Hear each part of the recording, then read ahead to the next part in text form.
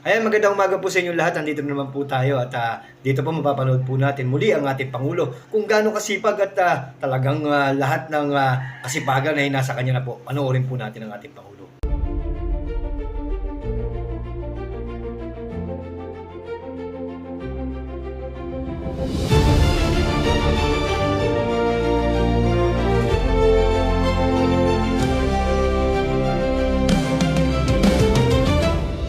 Our farmers work tirelessly. They invest their money, time, effort just to put food on the tables of their countrymen. I assure you that the government will continue to promote policies to protect your investment.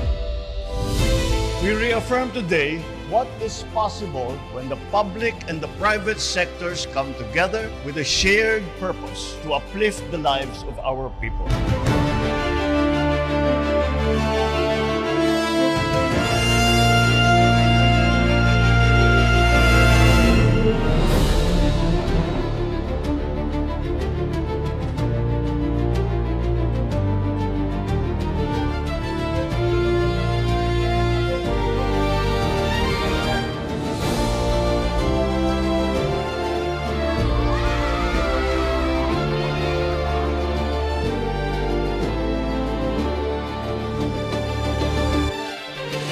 Pag nalinis natin lahat ng mga ilog, lahat ng mga creek, matanggal lang natin yung basura at makapag-dredge tayo, mababawasan ang baha. Kaya napaka-importante itong programang ito.